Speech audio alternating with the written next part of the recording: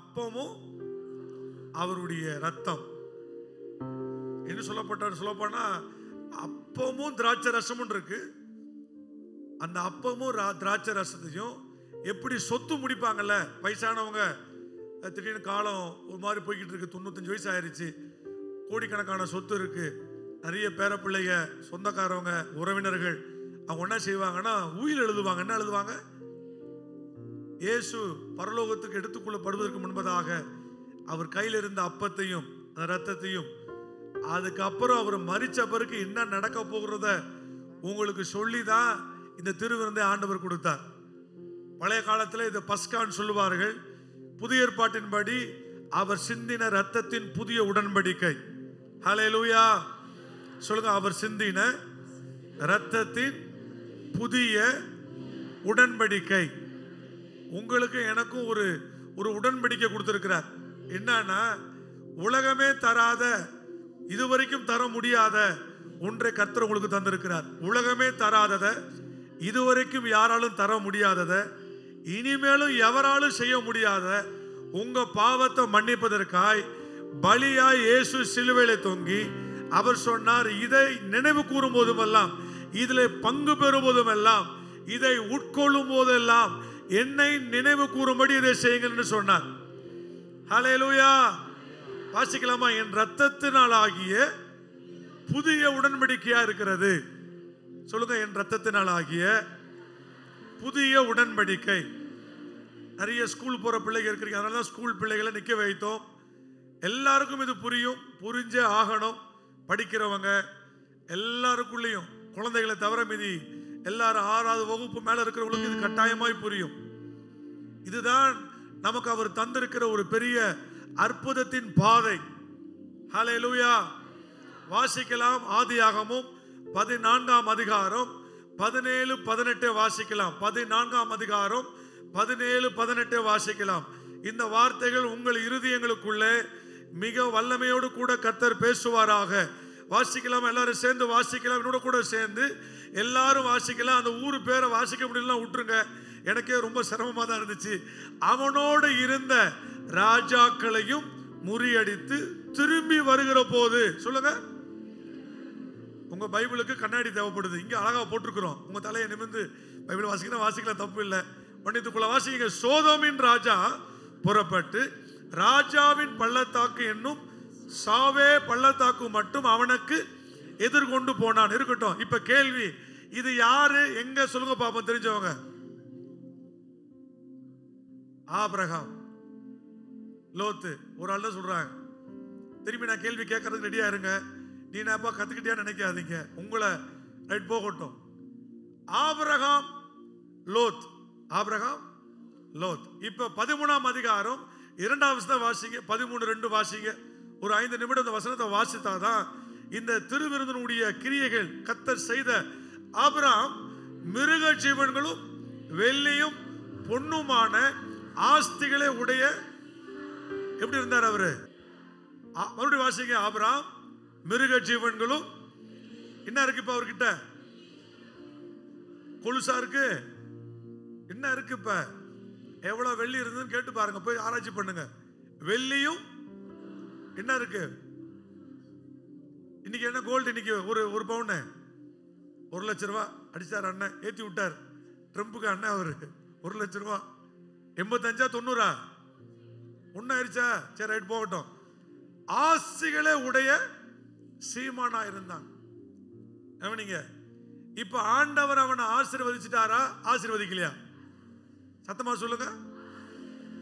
என்னைக்கு நீங்க ரட்சிக்கப்பட்டீங்களோ அன்னைக்கே கர்த்தருடைய ஆசீர்வாதம் உங்க மேல வந்துருச்சு.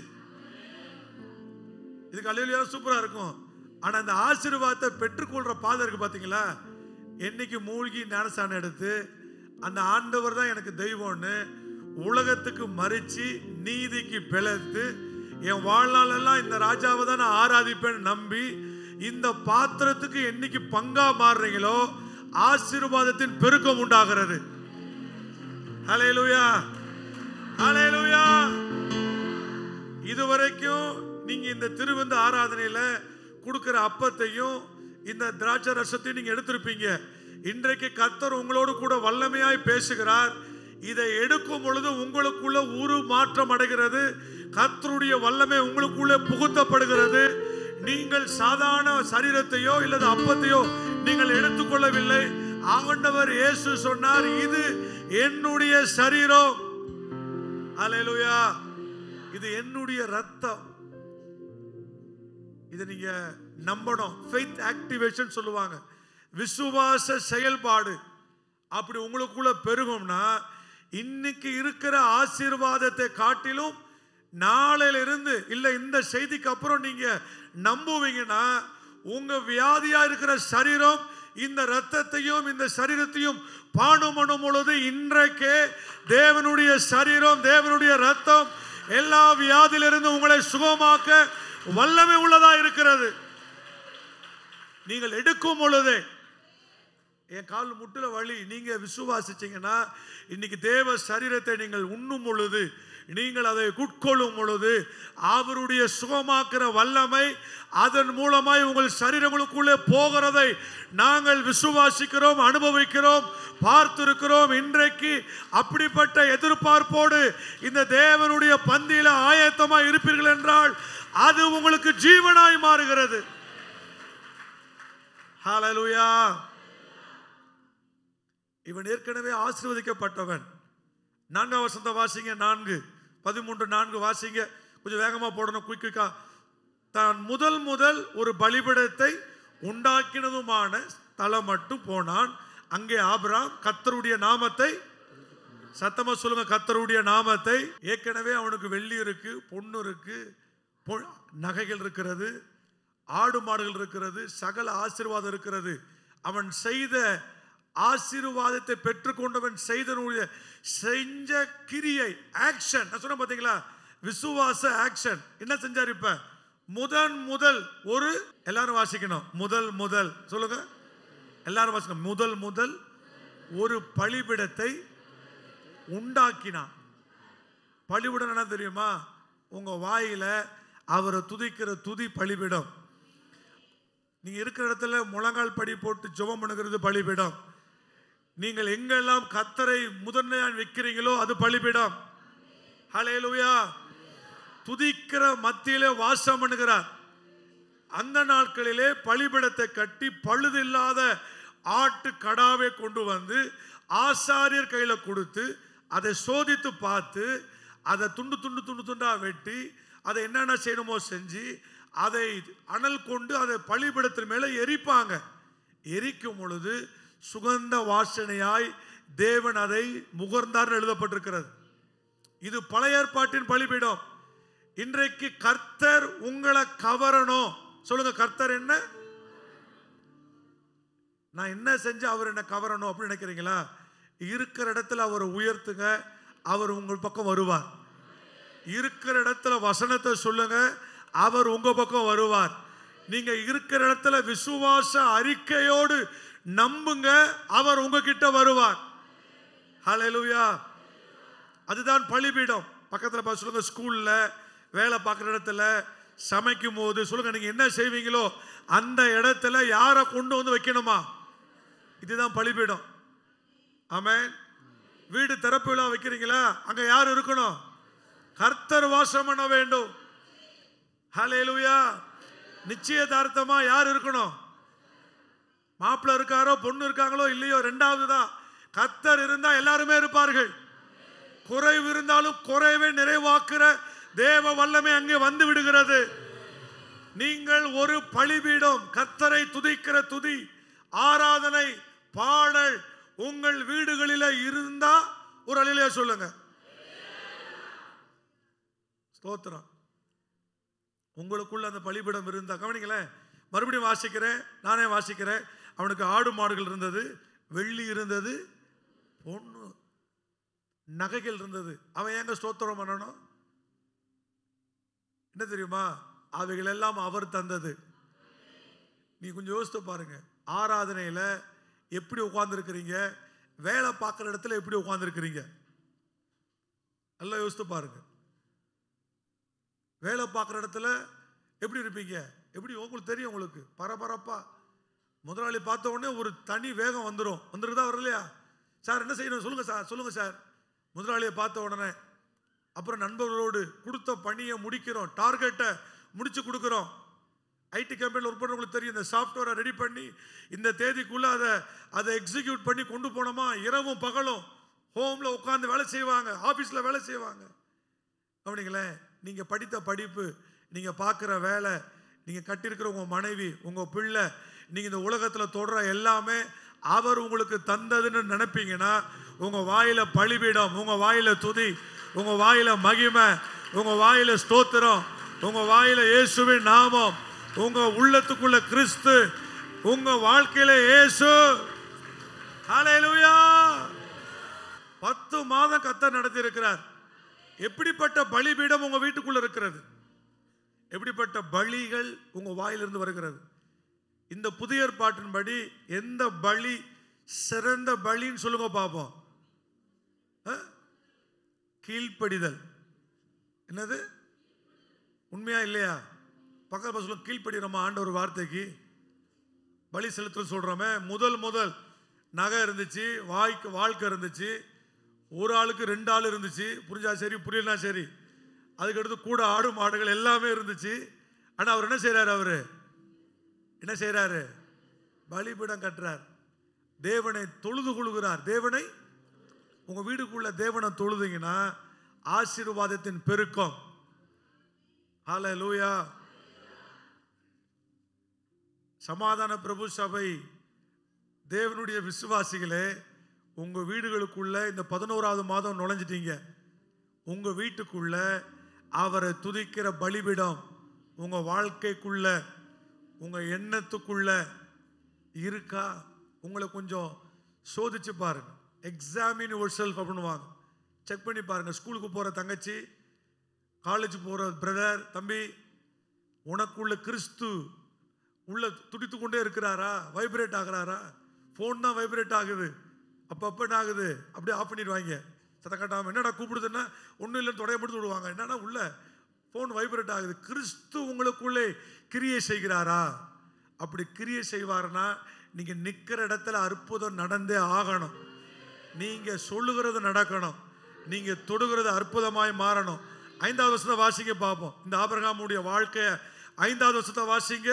ஆபிரகாம் வந்து லோத்துக்கு ஆடு மாடுகளும், அடுத்து வாசிங்க, அடுத்து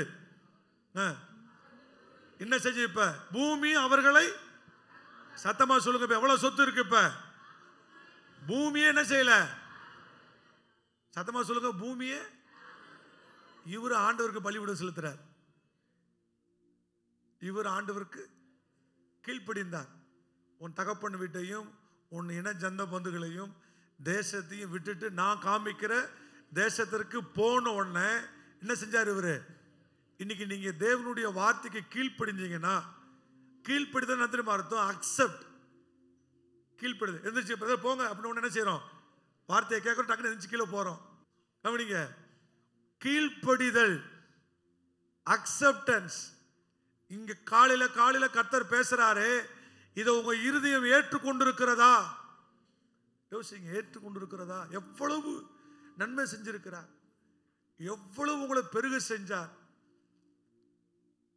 ஒவ்வொரு முறையும் ஆண்டவருக்கு, ஒவ்வொரு நாளும், ஒவ்வொரு முறையில், ஒவ்வொரு நாளும் கார்ல பைக்கில் இப்படி போயிட்டு வந்து வீடு போய் சேர்ந்த உடனே, ஆண்டவரே இந்த ராத்திரி நாங்கள் வந்திருக்கிறோம், இந்த நாளெல்லாம் எங்கள் கூட இருந்தீங்களே, இந்த ஏக்கம் உங்களுக்குள்ள இருக்கும் என்றால் உங்க வாழ்க்கையை யாரும் அசைக்க முடியாது. என்னைக்கோ பிசாசு நம்மளை பிடிச்சி கொண்டு போய் அட்ரஸ் எல்லாம் ஆக்கியிருப்பான். நம்ம அட்ரஸையே மாத்தினார். இவங்கெல்லாம் மோசம்னாங்க, அந்த இடத்துல இருந்து இவங்களாம் ரொம்ப நல்லவங்கன்னு ஆண்டவர் அட்ரஸை மாத்தி இருக்கிறார். இவங்க கொடூரமானவங்கன்னு சொன்னாங்க, அந்த கொடூரமானவங்களை கர்த்தர் நல்லவங்கன்னு ஆண்டவர் மாத்தி இருக்கிறாரு.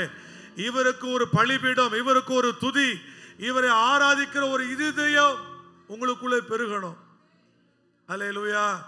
எத்தனை பேர் இந்த 2 மாசம் நான் அதிகமா ஆண்டவருக்கு துதி பலி செலுத்த போறேன், அதிகமா கீழ்ப்படிய போறேன்.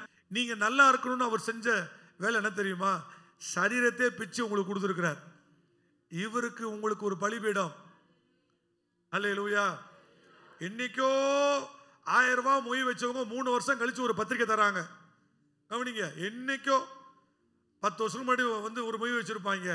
அவங்க பத்திரிக்கை கொடுத்த உடனே பத்திரிக்கை தூக்கிட்டு ஓடுறோம், குடுன்னு போகிறோம். என்னத்தை சந்திச்சிங்க, இல்லை என்னத்தை சாதிச்சிங்க? இன்னைக்கு ரொம்ப சிம்பிளாக இருக்கு. ஜிபேயில் உங்கள் பிரயாண செலவு சேர்த்துன்னு செய்யுங்க, அனுப்பி வச்சுட்டு ஃபோன் பண்ணிடலாம். தப்பே கிடையாது. நான் ஆண்டவர் ஆராதிக்க போகிறேன். யார் ஆராதிக்க போகிறேன்? ஆண்டவர் ஆராதிக்க போகிறேன். உங்கள் பலிபீடம் எப்படி இருக்கிறது? 11வது மாதம் வந்திருக்கிறோம். கர்த்தர் நடத்தி இருக்கிறார். இந்த பலிபீடத்தை உண்டாக்குறதுக்கு அவர் கல்லை வச்சு கட்டலை, சிமெண்ட்டை வச்சு கட்டலை, கைப்பொருள் எடுக்கலை, தன்னையே தந்தார், பலியாய் தந்தார். அல்லேலூயா. எங்களை வாழ வைக்க சிலுவையில் தொங்கினீரே, ஆமென். என்னை வாழ வைக்க சிலுவையில் தொங்கினீரே, ஓ நோக்கி பார்த்ததினா பிழைத்து கொண்டோமையா, நோக்கி பார்த்ததினா பிழைத்து கொண்டோமையா. அவருடைய வேல்யூ, அவர் கொடுத்த கிரயத்திற்கு அளவில்லைங்க. $1 அல்ல. உலகமே அவருக்கு போனாலுமே அவர் சிந்தின ரத்தத்துக்கு மதிப்பல்ல. ஒவ்வொரு மனிதனுடைய ஆவிக்குரிய ஆத்மாவுக்காக இப்ப பரலோகத்தில் வலது பார்சத்தில் உட்கார்ந்து இந்த தம்பி, இந்த பிரதர், இந்த சிஸ்டர், இந்த குடும்பம் இன்னும் என்னோட ஐக்கியப்படணும், இன்னும் சபையோட இன்னும் ஐக்கியப்படணும், இன்னும் வல்லமைக்குள்ள, இன்னும் தேவனுக்குள்ள, இன்னும் ராஜ்யத்தின் மேன்மையை இயேசு எனக்குள்ள இருக்கிறார் என்ற சிந்தின ரத்தம் அவங்களுக்குள்ள கிரியை செய்யபடி இயேசு பரிந்து பேசிக் கொண்டிருக்கிறார். பிரதான ஆசாரியர். அல்லேலூயா. சத்தமா ஒரு அல்லேலூயா சொல்லுங்களேன். பூமி தாங்கல அவங்க ஆசீர்வாதத்தை. அவன் ஆசீர்வாதத்தை பார்க்கல, ஒட்டகங்களை பார்க்கல, மிருகங்களை பார்க்கல. இன்னைக்கு நம்மகிட்ட அப்படிலாம் பெரிய ஒண்ணும் இல்லை. சும்மா ஒரு சின்ன வீட்டில் கூடியிருக்கிறோம். இதுக்கே இந்த ராஜாதி ராஜாவை முழு இருதயத்தோடு தேட இருதயம் இல்லையா? ஆண்டவருக்கு வாக்கு கொடுத்தார், திரளாய் உன்னை பெருக பண்ணுவேன். அந்த வாக்கு தத்தத்தை பிடித்து கொண்டார், கீழ்ப்படிந்தார், சொன்னதை செய்வார், நம்பினார். நீங்க எப்படி இவரை பிடிச்சிருக்கிறீங்க? ஏதோ ஞாயிற்றுக்கிழமை வந்துட்டு போறதுக்கு பிடிச்சிருக்கிறீங்களா?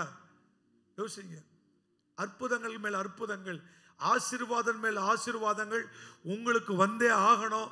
அதுக்கு தான் நாங்க ஒன்று சொல்ல போனா வைராக்கியத்தோடு உங்களோட பேசி கொண்டு இருக்கிறோம். அல்லேலூயா. சும்மா உங்களை ஆண்டவர் இந்த வீட்டில் பிறக்க வைக்கல, கிறிஸ்துவ குடும்பத்தில் உங்களை பிறக்க வைக்கல.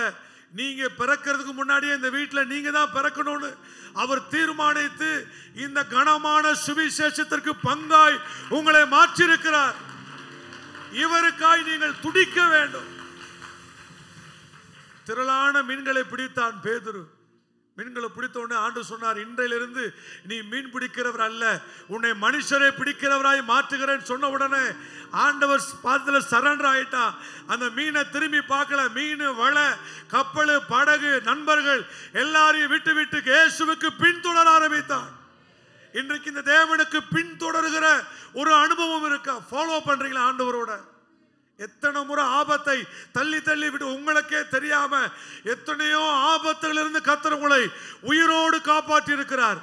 இவருக்காய் நீங்கள் எதை செய்து கொண்டிருக்கிறோம்?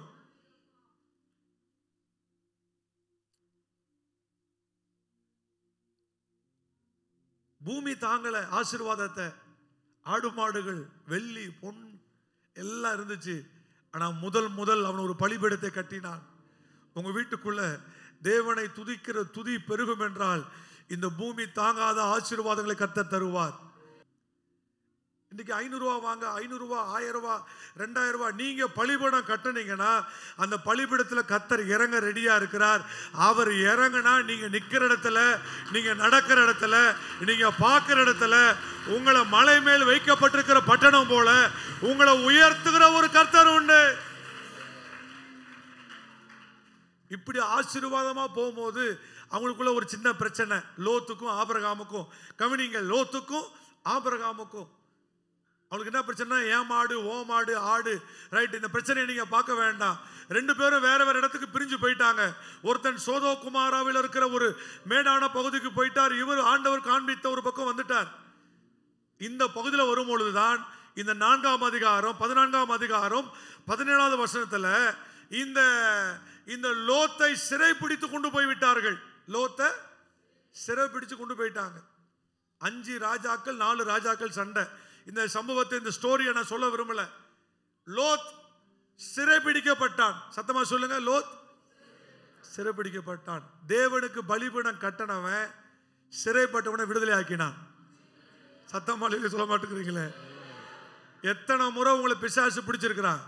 நீங்க பலிபீடம் கட்டுற ஆளா இருந்தா அவனை கூண்டோட அழிச்சு அந்த இடத்துல ஒரு பலிபீடத்தை கட்டி, யெகோவா ஈரே, என் தேவையெல்லாம் சந்திக்கிறவர் என்னோடு கூட இருக்கிறார், அவருக்கு ஆராதனை, எங்க என்ன தலை குனிய வைத்தார்களோ அங்கேயே கர்த்தர் என் தலையை நிமிர பண்ணினார், அவருக்கு மகிமை. கர்த்தருக்கு பலிபீடம் கட்டின ஆபிரகாம். லோத்து பிடிபட்டான் தெரிஞ்ச உடனே சும்மா இல்ல, 318 பேர் அவனுக்கு இருக்கிற வேலையாட்களை எல்லாரும் கூப்பிட்டு போய் 5 ராஜாக்கள் 4 ராஜாக்கள் ராஜா எல்லாம் சேர்ந்து சண்டை போடுற இடத்துல ஒரே ராத்திரியில லோத்துவையும் உடைமைகளையும் எல்லாவற்றையும் திருப்பி கொண்டு வந்து விட்டான். நீங்க வீட்டில் ஜெபிக்கிற, ஆராதிக்கிற, வசனத்தை நம்புகிற, விசுவாசிக்கிற என் தேவன் எனக்கா யாவையும் செய்து முடிக்க வல்லவர், அவர் மகிமைக்கு பாத்திரர், அவரே ராஜாதி ராஜா, உலகத்தும் உலகமும் அதில் குடிகளும் கர்த்தருடையது, ராஜாக்களை தள்ளி ராஜாக்களை ஏற்படுத்துகிறவர், அவரே மகிமைக்கு பாத்திரர் என்று உங்கள் முழு இருதயத்தோடு நீங்க நம்புவீங்கன்னா சிறைப்பட்ட எல்லாவற்றையும் திருப்பிக் கொள்வீர்கள். ஹல்லேலூயா. இந்த வருஷம் முடிவில் நான் சாட்சி சொல்லுவேன் உங்களுக்கு. 10 மாதங்கள் நாங்கள் வந்த பாதையில் கர்த்தர் எப்படி அற்புதமாக நடத்தினார்னு வருஷ முடிவில் கட்டாயமாக சொல்லுவேன். நான் அவரை சாட்சி சொல்வது, அவருக்கு பலி செலுத்துவது. when I lift him up, அவரை உயர்த்தும் பொழுது அவர் உயர்த்தப்படுகிறார். எத்தனை இடத்துல அவரை உயர்த்துறீங்க நீங்க தான் ஆண்டவரே, நீங்க தான் ஆண்டவரே, உங்களால தான்.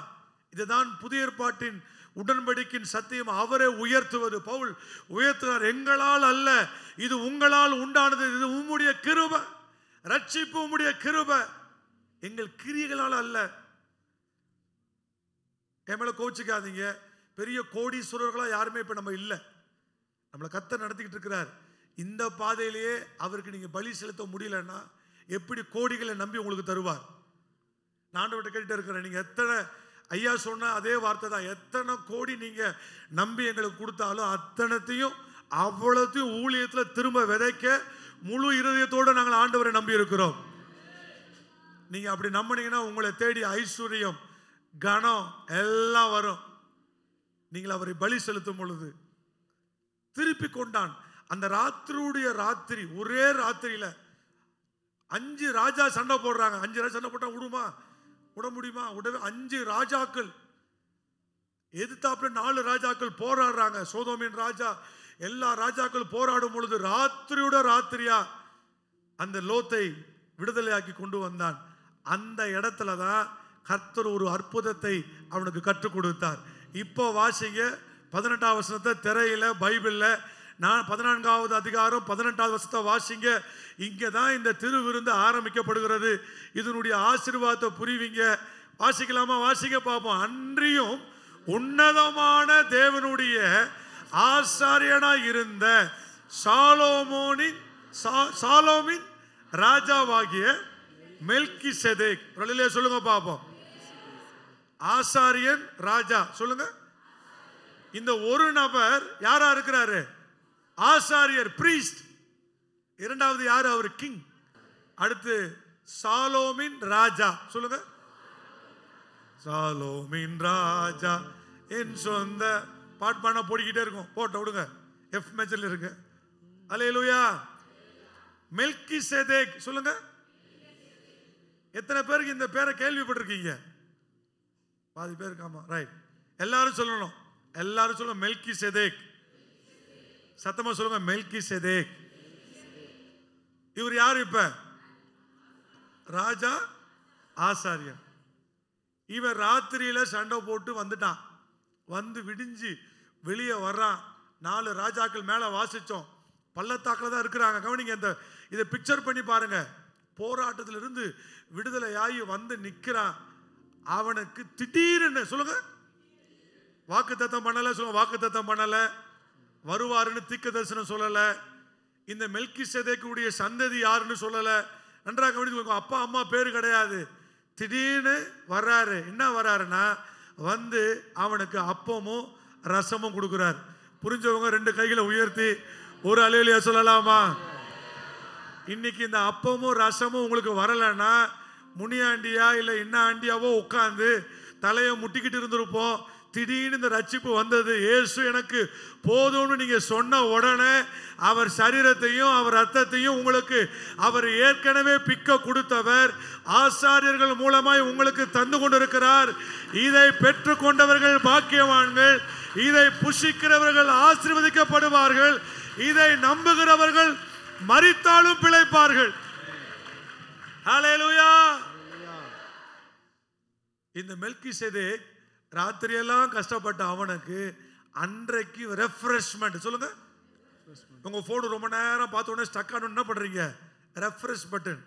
ஆமா, அது என்ன செய்யுது? அப்படி கூல் ஆக்கி திருப்பி ரீஸ்டார்ட் ஆகுது. ஆகலையா? போன் யூஸ் பண்ணுறவங்களுக்கு தெரியும். டெய்லி நைட் அப்படிதான் பண்றேன். ரொம்ப நேரம் பார்ப்பேன், அது சூடாகி ஆஃப் ஆயிரும். அப்படிலாம் இருந்தீங்கன்னா போனை தூக்கி தண்ணியில் போட்டுருங்க, ரெஃப்ரெஷ் ஆயிரும். கவனிங்க, இவன் சோர்ந்து போய் சண்டை போட்டு 318 பேர் எல்லாத்தையும் தூக்கிக்கிட்டு வர்றாங்க. வந்து அந்த பள்ளத்தாக்கில் உட்காந்துருக்கிறான். அவனை ரெஃப்ரெஷ் பண்ணும்படி அப்பமும் திராட்சை ரசமும் வந்தா அவன் எவ்வளவு சந்தோஷப்பட்டிருப்பான். அவன்கிட்ட தங்கம் இருந்துச்சு, அவன்கிட்ட வெள்ளி இருந்துச்சு, அவன்கிட்ட ஆடு மாடுகள் இருந்துச்சு, பூமி தாங்கலாம். அது எதுவுமே இவனுக்கு ரெஃப்ரெஷ்மெண்ட்டை கொடுக்கல. ஆனால் ஒரு ஆசாரியன், அவனுக்கே தெரியாம ஒரு ஆசாரியன் வந்து, ஆபிரகாமே இந்தா உனக்கு அப்பமும், ஆபிரகாமே இந்தா உனக்கு திராட்சை ரசமும் சொன்ன உடனே அவன் அதை புசித்து தேவனை மகிமைப்படுத்தினான். இதுதான் உங்களுக்கு தேவை. ஹல்லேலூயா. அப்பமும் திராட்சை ரசமும் கொண்டு வந்து 19 வாசிங்க பார்ப்போம். அவனை இப்ப நில்லுங்க. இப்ப அவன் ஆசீர்வதிக்கப்பட்டவனா கஷ்டப்பட்டவனா? இப்ப என்ன செய்யறாரு இவரு? இப்ப என்ன செய்யறாரு ஆசாரியர்? ஆசீர்வதித்து. கவனிங்க, நீங்க ரட்சிக்கப்பட்டது ஒரு அளவு, உங்களுக்குள்ள ரட்சிப்பு உண்டாயிட்டு இருளிலிருந்து வெளிச்சத்துக்கு வந்துட்டீங்க. என்றைக்கு இந்த அப்பத்திற்கு அவர் சிந்தின புதிய உடன்படிக்கையின் ரத்தத்திற்கு பங்காகிறீங்களோ அன்னைக்கு ஆசீர்வாதத்தின் பெருக்கும். அது வரைக்கும் அவன் அவன் அவன் எதிர்பார்த்து கொண்டிருக்கிற அந்த வாக்குத்தத்தத்தை பெற்றுக்கொள்ளல. அவன் கர்த்தரோட உறவாட, இதுக்கப்புறம் அவன் கர்த்தரோட உறவாடுகிறத பார்ப்பீங்க. அதுக்கப்புறம் தான் அவன் பேர் ஆபிரகாம் என்று மாற்றப்படுகிறது. இந்த இடத்துல தான் கர்த்தர் உங்களை கொண்டாந்து வச்சிருக்கிறார். அவருடைய அப்பத்தையும் அவருடைய ரத்தத்தையும் பானம் பண்ணும்படி. கவனிங்களேன், இதை மாதந்தோறும் இதை பானம் பண்ணும் போதெல்லாம், இதில் பங்கு படும்போதெல்லாம் என்னை நினைவு கூறும்படி. யார? உங்களுக்கு உயில் எழுதினாரு பாருங்க. நீங்க நல்லா இருக்கணும், நீங்க சுகமா இருக்கணும், நீங்க தரித்திரத்திலிருந்து வெளியே வரணும். உங்களுக்கு எதிரடையா இருந்த கையெழுத்தை கொலைச்சிட்டு அவைகளை சிலுவையின் மேல் வெற்றி சிறந்து இதற்கு பங்காய் மாறணும்னு சொன்னாரு. அவரை நினைவு கூர்ந்து, இது அவர் சரீரம், இது அவர் சிந்தின ரத்தம், என் பாவத்தை கழுவினது. ரத்தம் பட்டா கரை, ஆனா இந்த இயேசுவின் ரத்தம் பட்டால் அங்கே அழகா எழுதப்பட்டிருக்கு 1 யோவானில், பாவமரம் உங்களை கழுவி. வெளிப்படுத்தல விசேஷத்துல வெள்ள அங்கி தரித்திர இந்த ரத்தம் உங்களை வெண்மையாய் சுத்திகரிக்கிறது. உலகத்தில் உள்ள ரத்தம் பட்டா கரை, இயேசுவின் ரத்தம் உங்களை சுத்திகரித்தால் நீங்கள் சுத்த பொன்னாய் எல்லாவற்றிலும் பியூரா மாறி அவரோடு கூட இருக்கிறவர்களாய் மாற்றப்படுகிறீர்கள். ஹல்லேலூயா. ஆசீர்வதித்து வானத்தையும் பூமியையும் உடையவராகிய உன்னதமான தேவனுடைய ஆசீர்வாதம். சத்தமா வாசிங்க. இதெல்லாம் பத்தாது, சத்தமா வாசிங்க.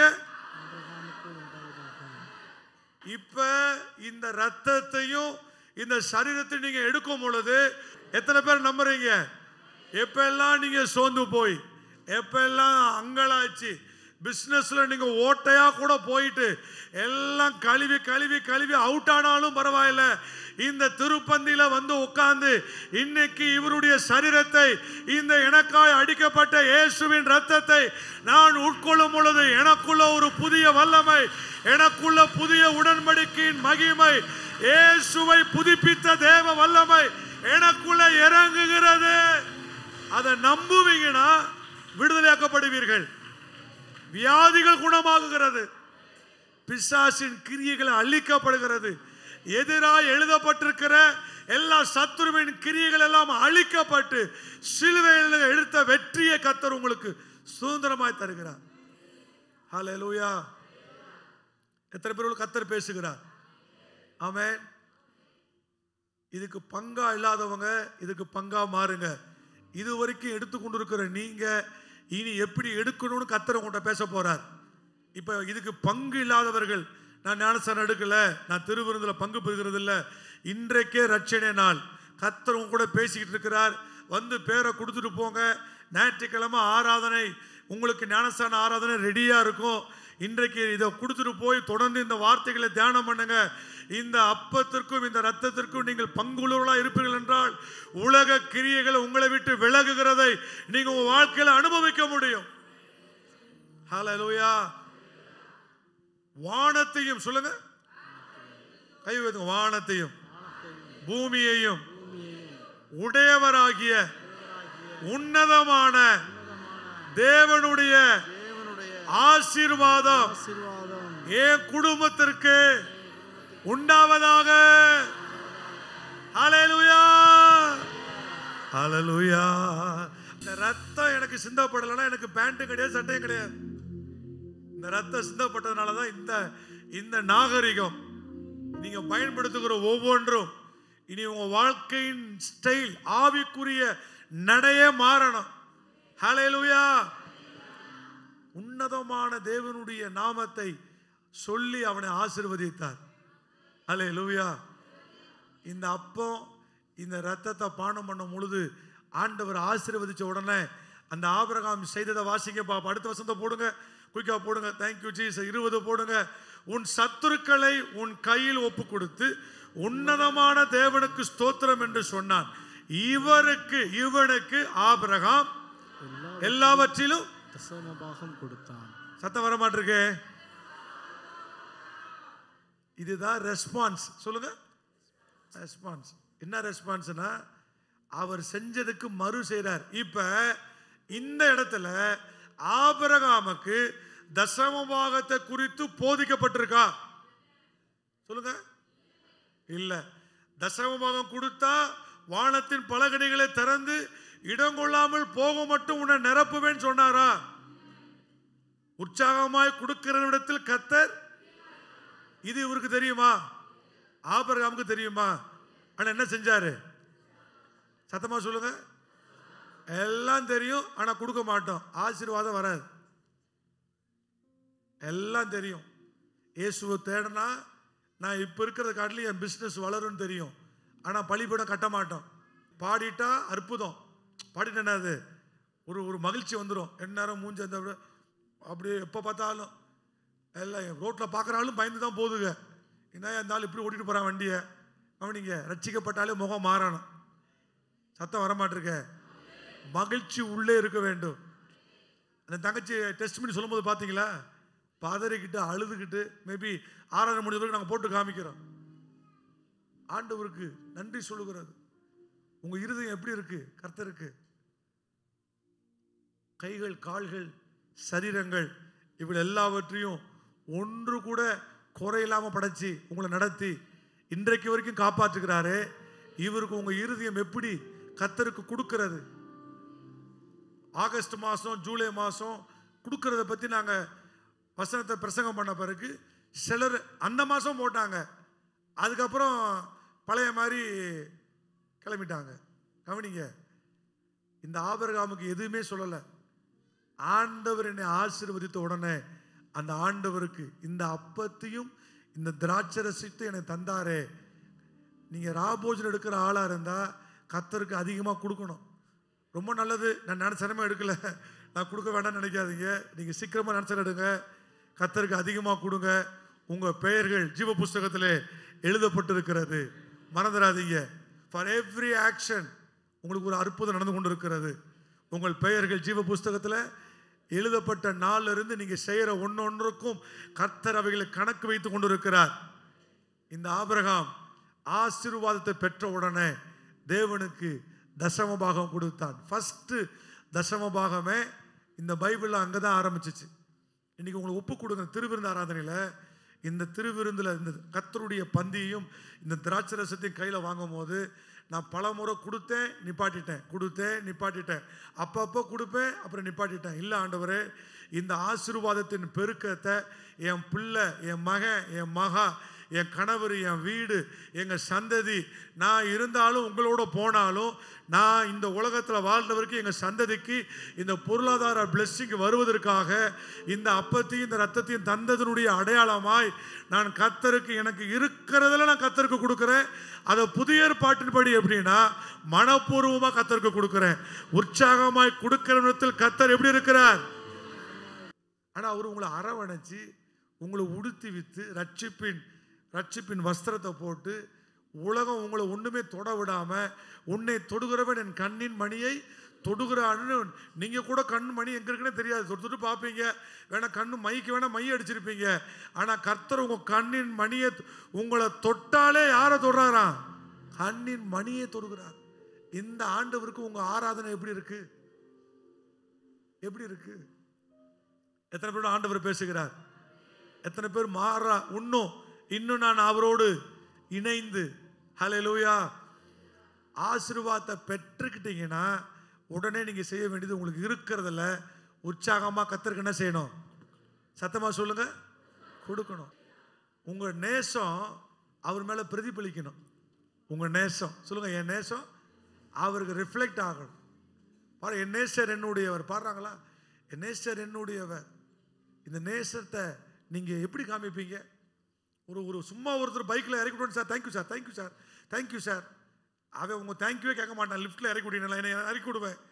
சார் ரொம்ப தேங்க்ஸ் சார், நான் இருக்கிற பரபரப்பில் உன் தேங்க்ஸை நீனே வச்சுக்கப்பான்னு கிளம்பிடுவேன்.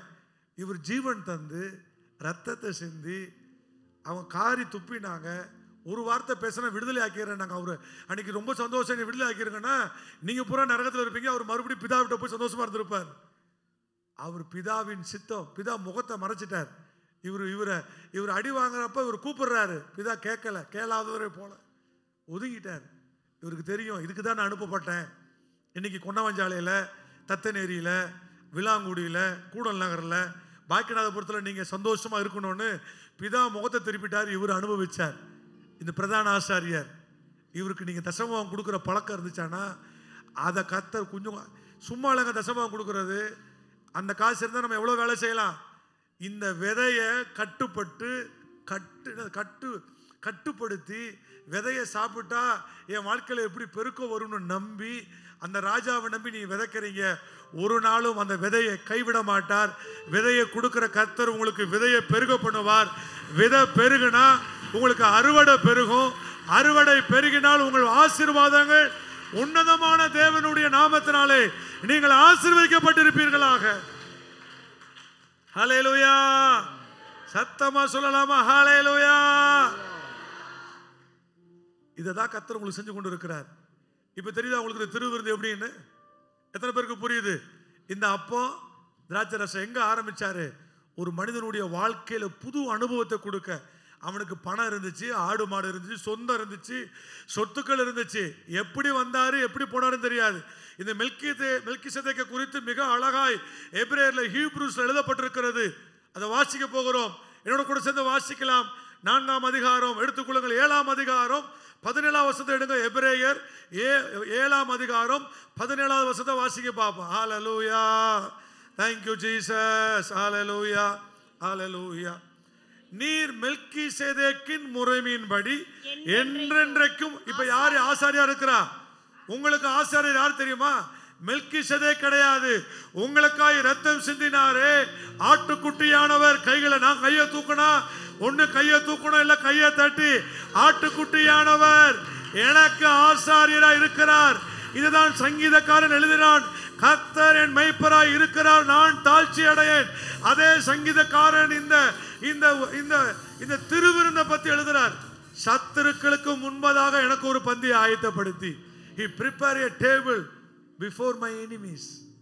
சத்துருக்களுக்கு முன்பதாக எனக்கு ஒரு பந்தியை ஆயத்தப்படுத்தி, ஹல்லேலூயா, என் பாத்திரம் நிரம்பி நிரம்பி.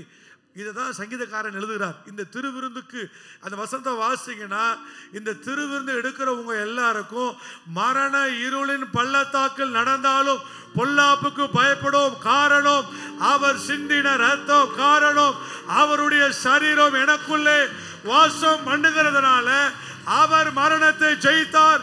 ஆதலால் நாங்களும் மரணத்தை ஜெயிப்போம். அவர் உங்களுக்கு ஆசாரியராய் மாறினார். அங்க எழுதப்பட்டிருக்கு பாருங்க, சொல்லி சாட்சிக்கு தக்கதாக அழியாத ஜீவனுக்குரிய வல்லமையின்படி எப்படி ஆனாரு? மெல்கிசேதேக்கு அழிஞ்சிட்டாரு. நீங்க நம்பி இருக்கிற பிரதான ஆசாரியர் உங்களுக்குள்ளே இருக்கிறார், உங்களுக்காகவே வாழுகிறார். நீங்கள் சுகமாய் இருக்கும்படி ஜீவனையே தந்தவர். இதே அதிகாரத்தில் 2ஆம் வசனத்தை வாசிங்க. மேலே போகலாமா? 7ஆம் அதிகாரம் வாசிங்க பாப்போம். தேங்க்யூ. 3ஆம் வசனத்தை வாசிங்க. 3:7-3 போடுங்க, வாசிங்க. இவனுக்கும் இவன் தகப்பனும் தாயும் வரலாறும் இல்லாதவன், இவன் நாட்களில் துவக்கமும் ஜீவனின் முடிவும் உடையவனாய் இராமல். போதும். இது யாருன்னா மெல்கிசேதேக். அப்படிங்க, மெல்கிசேதேக்கு தகப்பன் தாயி லிஸ்ட் பின்னணி முன்னணி எதுவுமே சொல்லல. அடுத்து கொண்டாடுறாரு பாருங்க அழகா, தேவனுடைய குமாரனுக்கு ஒப்பானவனாய் என்றென்றைக்கும். ஒரு அல்லேலூயா சொல்லுங்க பாப்போம். அல்லேலூயா. இந்த பிரதான ஆசாரியர் உங்களுக்கு என்ன தெரியுமா செய்யறாரு? இப்ப வாசிங்க 18 வாசிங்க, 7:18 வாசிங்க. தேங்க்யூ. இந்த பிரதான ஆசாரியர் உங்களுக்கு அப்பத்தையும் திராட்சையும் தராரு. அவர் என்ன செய்யறாரு வாசிங்களேன்? முந்தின கட்டளை பலவீனம் உள்ளது, பயனற்றதுமாய் இருந்தது நிமித்தம் மாற்றப்பட்டது. ஆமென் சொல்லுங்க பாப்போம். சத்தமா ஒரு ஆமென். எத்தனை பேர் கர்த்தர் பேசிக்கிட்டு இருக்கிறார்? நல்லா கேட்கிறேன் சார். நாட்டா காமிக்காதீங்க, நல்லா கை அசைச்சு. அல்லேலூயா.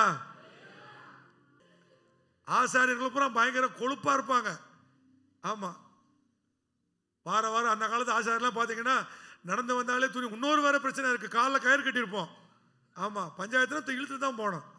இதெல்லாம் மாத்திட்டு ஏழை விதவை சொல்லுங்க, ஏழை விதவை தனக்கு உண்டானதை போட்டாங்க. ஆண்டவர் சொல்ற, உங்களை எல்லாரும் காட்டிலும் இந்த ஸ்திரீ அதிகமாய் கர்த்தருக்கு கொடுத்தாள்.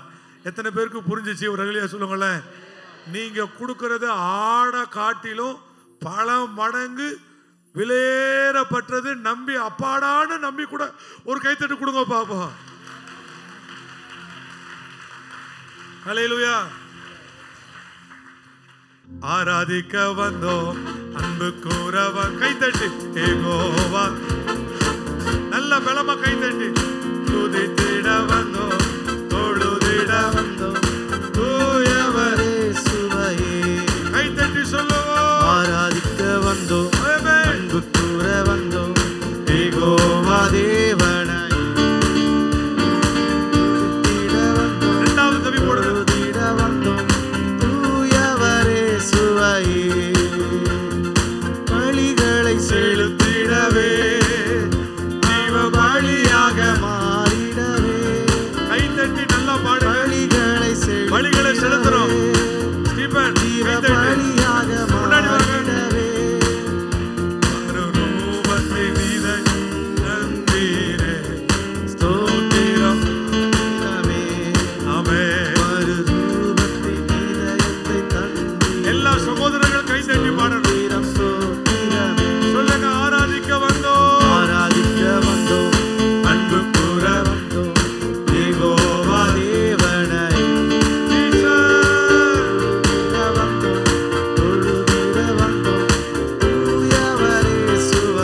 இன்னொரு முறை சொல்லுவோம். ஆராதிக்க வந்தோம், அன்பு கூற வந்தோம், யெகோவா தேவனை.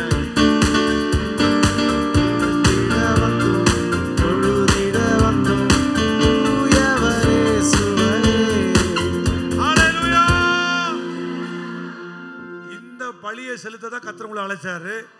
இப்படி அவருக்கு பாடதான் அவர் ரத்தத்தை சிந்தினாரு. உங்களுக்குள்ள வாசம் பண்ணுகிறார்.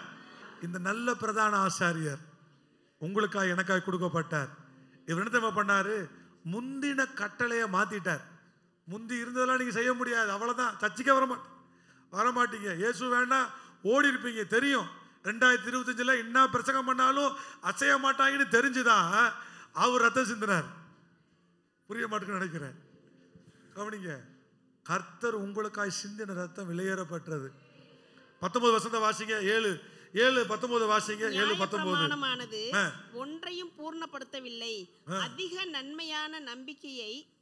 இது போயிட்டே இருக்கலாம். 26 வாசிங்க முடிப்போம். இந்த பகுதியை 26 முடிப்போனா பிரசங்கத்தை முடிக்கலன்னு கேட்கறாங்க பாருங்க. 26 வாசிங்க. பரிசுத்தரும் எல்லாரும் சேர்ந்து வாசிங்க. பரிசுத்தரும் குற்றமற்றவரும் மாசில்லாதவரும் பாவிகளுக்கு விலக்கினவரும் வானங்களையும் உயர்ந்தவருமாய் இருக்கிற இவ்விதமான பிரதான ஆசாரியரே நமக்கு ஒரு அல்லேலூயா. இதுல இருக்கிற ஆளை யாரோ ஒரு ஆளை காமிங்க இந்த உலகத்துல, நான் பிரசங்கம் பண்றதை நிப்பாட்டிடுறேன். அவன் முதல் எடுத்தவனே அவர் யாரு? பரிசுத்தரும் குற்றமற்றவரும் மாசு இல்லாதவரும். பிள்ளைங்க படிக்கல, மாசு இல்லாதவர், தூசியே கிடையாது அவர் மேல. அவர் நின்றா வெண்மை நிறைந்தவர். ஹல்லேலூயா. ஓரத்தை தொட்டுச்சு அந்த அம்மா, அவரை தொடல, அவர் போட்டிருந்த ட்ரெஸ்ஸை தொட்டுச்சு, சுகம் புறப்பட்டு போனது. மாசு இல்லாதவர். ஹல்லேலூயா. உயர்ந்த பாவிகளுக்கு, துன்மார்க்கர் உட்கார இடத்துல உட்காராதவர். ஹல்லேலூயா. அடுத்து எழுதப்பட்டிருக்கு, வானங்களிலும் உயர்ந்தவருமாய் இருக்கிற இவ்விதமான பிரதான ஆசாரியர் எனக்கு இருக்கிறார். நல்ல தட்டி, எனக்கு பிரதான ஆசாரியர். அவர் பாவம் செய்யாதவர், மனிதனை நேசிக்கிறவர், மனிதனுக்காக ஜீவனை தந்தவர். அவர் எனக்கு உண்டு. அல்லேலூயா. இந்த ஆண்டவர் தான் சரீரத்தை ஒப்பு கொடுத்தார். ஆமென் சொல்லுங்களேன். வாசிக்கலாம். 1 கொரிந்தியர் 10ஆம் அதிகாரம் எடுத்துக்கொள்ளுங்க. இந்த திருவிருந்துக்குள்ள எப்படி பங்கு பெறணும்ன்றத வாசிச்சு இந்த இதுக்குள்ள போக போகிறோம். இதுவரைக்கும் கர்த்தர் கூட பேசி கொண்டிருந்தார். இந்த திருவிருந்து எடுக்க போகிற நீங்க இனிமேல் இந்த இவைகளின்படி நீங்க எடுப்பீங்கன்னா இந்த அப்பமும் இந்த ரத்தமும் உங்க வாழ்க்கைக்கு ஆசீர்வாதமாய் மாறுகிறது. அன்றைக்கு ஆபிரகாமுக்கு கர்த்தர் ஒரு ஆசீர்வாதத்தை தந்தார்.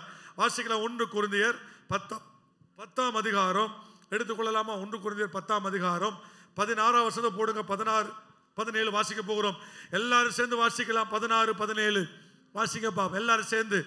நாம் ஆசீர்வதிக்கிற ஆசீர்வாதத்தின் பாத்திரம். இப்ப கவனிங்க, இப்ப இந்த திருவிருந்து என்னது? இப்ப ஆசீர்வாதத்தின் பாத்திரம். ஆசீர்வாதத்தின் பாத்திரம் என்ன பாத்திரம்? கிறிஸ்துவனுடைய ரத்தத்தின். சொல்லுங்களேன். நாம் ஆசீர்வதிக்கிற, நம் ஆசீர்வதிக்கிற ஆசீர்வாதத்தின் பாத்திரம் கிறிஸ்துவனுடைய ரத்தத்தின். இப்ப நீங்க எடுக்கிறீங்க பாத்தீங்களா, இந்த ரத்தம் திருவிருந்து பங்கு பண்றீங்களே, அது ஆசீர்வாதத்தின் பாத்திரம். இதை விட்டுட்டு மொய் பாத்திரத்துக்கு போறோம். என்ன பாத்திரத்துக்கு? இனி எங்க மொய்க்கு போங்க, உங்களுக்கு இருக்கு. உங்களுக்கு நிறைய ஜெபம் பண்ணிட்டேன், இனி போக மாட்டீங்கன்னு நான் நம்புறேன். ஆமேன். எந்த ட்ரெயின் போதோ அந்த ட்ரெயின் போகும்போதே ஸ்லோ ஆகி நின்றோம். என்னங்க போல இன்ஜின் போக மாட்டிருக்கு, பிரதமருக்கு அடிங்கன்னுவேன். நடக்குதா இல்லைன்னு பாருங்க. அல்லேலூயா. சிரிக்கும் போதே தெரியுது, போயிட்டு போயிட்டு வர்றீங்க. பிரதான ஆசாரியர் உங்களை மன்னிச்சு விடுறாரு. உனக்கு என்ன, நீ பேசிட்டு போ அப்படின்றீங்க. என் கடமை நான் பேசுறேன், உங்க கடமை கீழ்ப்பிடிந்தா பலிபீடத்தில் கர்த்தர் நிற்கிறார். அல்லேலூயா. இந்த தேவன் என்றென்றைக்கும் சதா காலமும் உலகம் முடிகிற வரைக்கும் நடத்துவேன் எனக்கு வாக்கு பண்ணியிருக்கிறார். உங்களுக்கு பண்ணியிருந்தா திருவிருந்துல முக்கியத்துவம் கொடுங்க. இந்த திருவிருந்து மிக முக்கியமானது. இதுதான் ஆசீர்வாதத்தின் பாத்திரம். சொல்லுங்க, என்ன பாத்திரம் இது? இன்னைக்கு நிறைய பேர் வர்றதுனால நாங்கள் பாக்கெட்ல கொடுக்குறோம். ஆனா நீங்க தொடும்போது தொடணும், இது blood of Jesus, இயேசுவின் ரத்தம். ஆமென். அல்லேலூயா. இங்க உங்க விசுவாசம், நீங்க இயேசுவின் ரத்தத்தை நேரா பார்க்கல, ஆனா உங்க விசுவாசம் உங்க கையில இருக்கிற இந்த திராட்சை ரசத்தை அவர் ரத்தமாய் மாறுகிறது. நீங்கள் பானம் பண்ணும் பொழுது அவருக்குள்ள இருக்கிற ஆசீர்வாதம் உங்களுக்குள்ள வருது. உங்களுக்குள்ள வந்த உடனே நீங்க அவருக்கு பலிபீடம் செலுத்துவீங்க, நீங்க அவருக்கு காணிக்க கொடுப்பீங்க, நீங்க அவருக்கு தசமபாகம் கொடுப்பீங்க. அவர் உங்களுக்கு வானத்தின் பலகணிகளை திறப்பார். உங்களை ஆசீர்வதிக்கவே அவர் ரத்தம் சிந்தினார். ஹல்லேலூயா. நாம் பிற்கிற அப்பம் கிறிஸ்துவினுடைய சரீரத்தின், எவ்வளவு அழகா எழுதியிருக்கிறாரு பாருங்க. கொரிந்து சபைக்கு எழுதுறாரு, நம்ம பிற்கிற அப்பம் அவர் சரீரத்தின் ஐக்கியமா இருக்கு. திருவிருந்து குடுத்து முடிச்ச பிறகு மிச்சம் இருக்கும். அந்த மிச்ச திருவிருந்த அங்க இருக்கிற ஊழியர்கள் மூப்பர்கள் அந்த திருவிருந்தை ஃபுல்லா எடுத்துக்கொள்வாங்க. ஏன் சுகர் ஏறதுக்கா? இதை எத்தனை குடிச்சாலும் சுகரே ஏறாது. நம்ப மாட்டீங்களா? குடிச்சு பாருங்க.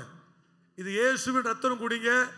எல்லா நோய்களை விட்டு விளக்குகிற தேவ வல்லமை அதற்குள்ளாய் இருக்கிறது. அவர் வானத்திற்கும் பூமிக்கும் கர்த்தர், உன்னதமான தேவன். ஹல்லேலூயா. உன்னதமான தேவன். அதான் ஆபிரகாமுக்கு சொன்னார் மெல்கிசேதேக், நீ சும்மாலப்பா, he is the creator of heaven and earth அப்படின்னு சொல்லப்பட்ட கிரியேட்டர், பூமியையும் வானங்களையும் உண்டாக்கினவர். அவருடைய ரத்தத்தை, அவருடைய சரீரத்தை பானம் பண்றோம். எத்தனை பேருக்கு புரிஞ்சு இப்ப? ஹல்லேலூயா. எத்தனை பேர் சந்தோஷமா இருக்கிறீங்க? இந்த திருவிருந்து ஆராதனை இனிமேல் நான் மிஸ் பண்ண மாட்டேன்னு சொல்லி நீங்க பொருத்தனையோட இந்த திருவிருந்தில் பங்கு பெற போறீங்க. ஆமென் சொல்லலாமா? ஹல்லேலூயா. அடுத்த வருஷம் வாசிங்க, இன்னும் அழகா இருக்கும். வாசிங்க வாசிங்க, அடுத்து 17 வாசிங்களேன். அந்த ஒரே அப்பத்தில் நாம் எல்லாரும் பங்கு பெறுகிறபடியால் அநேகரான நாம் ஒரே அப்பமும். ஒரு கையை தட்டனா, நான் இப்ப விட்டா கையை தட்டி குதிப்பேன். ஒரே சரீரமாய். ஹல்லேலூயா. இவங்க பணக்காரவங்க, இவங்க கார்ல போறாங்க. ஏங்க கார் எல்லாம் 4 சக்கரம், ஒண்ணு கலண்டா கதை முடிஞ்சிருச்சு. இந்த ரத்தம் உள்ள ஓடனா நம்ம எல்லாம் ஒரே சரீரம். இவங்க பெரிய வீடு, இவங்க சின்னமா இருக்காங்க, ஓட்டுல இருக்காங்க. இயேசுவின் ரத்தத்தை நீங்க எடுப்பீங்கன்னா you are equal before Christ. ஏழை என்று இல்ல, பணக்காரன் இல்ல, படித்தவன் அல்ல, படிக்காதவன் அல்ல, அவருக்கு முன்பதாக சமம். எத்தனை பேர் நம்புறீங்க? எத்தனை பேருக்குள்ள புரியுது? எத்தனை பேர் இந்த சரீரத்தை எடுத்துக்கொள்ள ஆயத்தமா இருக்கிறவங்க? தலைக்கு மேல கைகளை தட்டி நல்ல மனமகிழ்ச்சியோட ஹல்லேலூயா. இதுக்கு ஈக்குவலா உங்களை பங்காக்கிக்க. பாஸ்டரும் கிடையாது, விசுவாசியும் கிடையாது. இதுல பங்கு பெறுகிற எல்லாரும் ஒரே சரீரம்.